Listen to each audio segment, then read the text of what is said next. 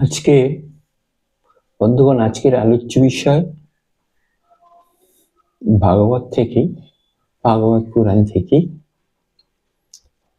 গোপীগণের নিষ্কাম ভক্তি। গোপীগণের নিষ্কাম ভক্তি খুব ভালো আলোচনার অংশটি, আপনারা মনোযোগ সহকারে শুনবেন। নিষ্কাম ভক্তি কাকে বলে এখানে পরিষ্কার বুঝে নেবেন। নিষ্কাম ভক্তি কি? সকাম ভক্তি, নিষ্কাম ভক্তি।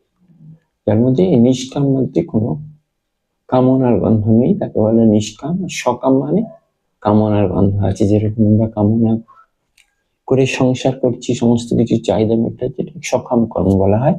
আর নিষ্কাম যে কোনো কামনা নেই, কোনো কামনা বাসনা শূন্য যে ভক্তি, তাকে বলে নিষ্কাম ভক্তি। আরো পরিষ্কার আপনার গল্পের মাধ্যমে জানতে পারবেন। শ্রীকৃষ্ণর নির্দেশে উদ্ধবজি বেদান্তের তত্ত্বজ্ঞান উপদেশ দ্বারা গোপীদেরকে সান্ত্বনা প্রদানের জন্য গোকুলে গমন করলেন। উদ্ধবজি আত্মজ্ঞানী ও তত্ত্বজ্ঞানী, তার মধ্যে কিছুটা সূক্ষ্ম অভিমান ছিল। তিনি গোকুলে পৌঁছে গোপীদের বললেন, ব্রহ্ম নির্গুণ নিরাকার, আত্মাই ব্রহ্মস্বরূপ। চোখ বন্ধ করে সেই নিরাকার জ্যোতি ধ্যান করো তোমরা। গোপীদের সঙ্গে যখন উদ্ধবজির সৎসঙ্গ হলো, তখন উদ্ধবের সকল জ্ঞান অভিমান গলতে শুরু হলো এবং পরে সেই অভিমান দূরেও গেছিল। উদ্ধবজি গোপীদের চরণে বন্দনা করে বলেছিলেন, বন্দে নন্দব্রজ স্ত্রীণাম বন্দে রেণুম ভিক্ষস। একজন গোপী উদ্ধবকে বলেন, হে উদ্ধব, আমি তো কোনো লেখাপড়া করিনি, কিছুই জানি না। আপনি বলেছেন চোখ বন্ধ করে জ্যোতির ধ্যান কর। আত্মা ব্রহ্মেরই স্বরূপ, ঠিক আছে, কিন্তু কি করি? আমার চোখ যেখানে যায় সেখানেই আমার কৃষ্ণ দর্শন হয়। অনেক সাধক চোখ বন্ধ করে বসার পর জ্যোতি দর্শন করেন, কিন্তু চোখ খোলার পর জগৎ দর্শন করেন। মনে করে নিতে হবে তাদের জ্ঞান এখনো পরিপক্ক হয়নি। আর একজন গোপী বলছেন, উদ্ধবজি, আমি মথুরা থেকে কৃষ্ণের সংবাদ নিয়ে এসেছি। আপনি মথুরা থেকে কৃষ্ণের সংবাদ নিয়ে এসছেন, কিন্তু আমার কৃষ্ণ তো আমার সঙ্গেই রয়েছে। মথুরার শ্রীকৃষ্ণ হয়তো অপর কেউ। আমি আজ সকালে শ্রীকৃষ্ণের মধুর বংশীর ধ্বনি শুনেছি। কদম্ববৃক্ষে আমি শ্রীকৃষ্ণকে দর্শন করেছি। অপর এক কবি বললেন, উদ্ধবজি, আপনি বললেন যে মথুরা থেকে শ্রীকৃষ্ণের সংবাদ নিয়ে এসছেন, কিন্তু আমি গতকাল যমুনার তীরে শ্রীকৃষ্ণকে দর্শন করেছি। সেখানে অনেক সময় কেটে গেল। ভাবলাম কাছে অন্য কোনো সখী নেই, জলের কলসিটি আমার মস্তকে কে উঠিয়ে দেবে? তৎক্ষণাৎ ভাবনা হলো, আমার কৃষ্ণ তো রয়েছেন, আমি একা কোথায়? উদ্ধবজি, আপনি বলছেন ব্রহ্ম নিরাকার, নিরাকার সাকার কি? আমি লেখাপড়া করিনি, তো সব আমি জানি না, কিন্তু এটা ভালোভাবে জানি যে যখন আমি প্রেমের সঙ্গে শ্রীকৃষ্ণ বলে ডাকি, তখন চোখের সামনে এসে তিনি দাঁড়িয়ে যান, আমাকে দর্শন দেন। তখন আমার কি আনন্দ! কি নিরাকার বা সাকার, সগুণ বা নির্গুণ, মথুরানাথ বা দ্বারকানাথ, এসব আমি বুঝি না। উদ্ধবজি, আমি কি আর বলবো? ওই দিন অন্ধকার ঘনিয়ে এসেছিল, আমি ব্যাকুল হয়ে কৃষ্ণ কৃষ্ণ কৃষ্ণ বলে যখন যমুনার তীরে বসে আছি, অন্ধকারে আমার পায়ে কাঁটা বিঁধে গেছিল। ভাবলাম এই অন্ধকারে আমার পায়ের কাঁটা কে বের করে দেবে? উদ্ধবজি, কি আর বলবো, আমার শ্যামসুন্দর কৃষ্ণ ওই সময় দৌড়ে এসে আমার পায়ের কাঁটা বের করে দিলেন। আমি জিজ্ঞাসা করলাম, তুমি তো মথুরা চলে গেছো, কবে এসছো? তখন শ্রীকৃষ্ণ বললেন, হে গোপী, আমি তো মথুরায় যাইনি, আমি তো তোমার সঙ্গেই রয়েছি।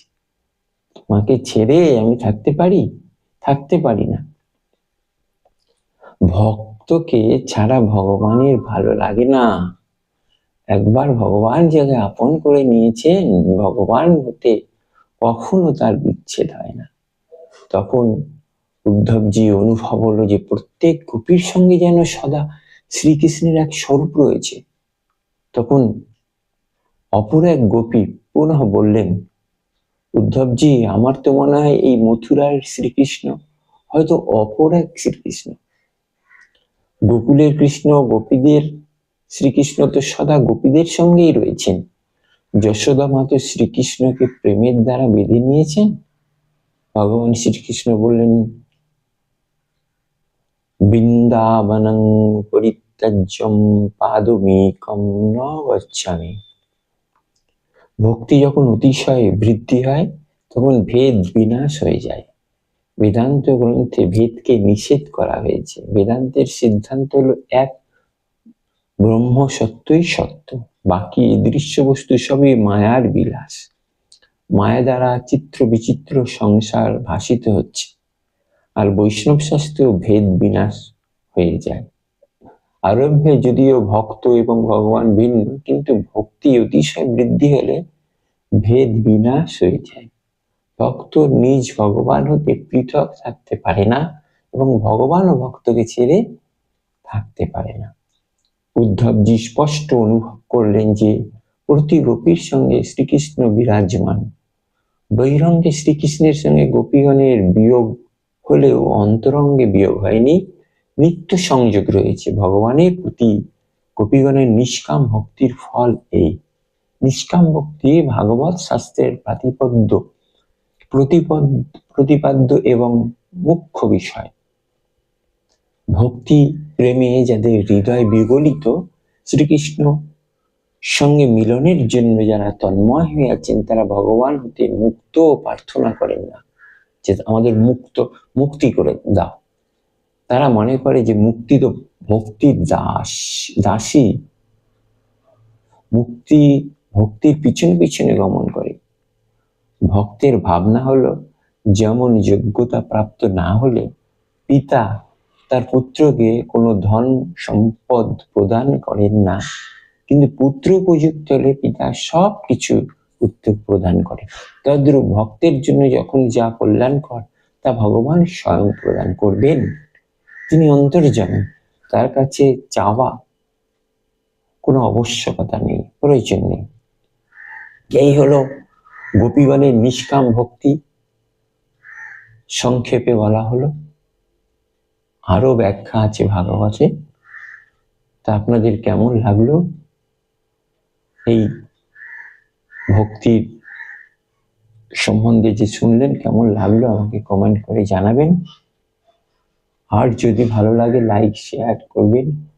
আর যদি আপনাদের মনে হয় যে সাবস্ক্রাইব করব, তাহলে সাবস্ক্রাইব করে দেবেন আর শেয়ার করবেন, যাতে আমি এই ভিডিওগুলো, সুন্দর সুন্দর ভিডিওগুলো, এইভাবে নতুন নতুন ভিডিও আপনাদের সামনে তুলে ধরি। যাই হোক, আমি আমার বক্তব্য এখানে শেষ করলাম। আপনারা সকলে ভালো থাকবেন। নমস্কার।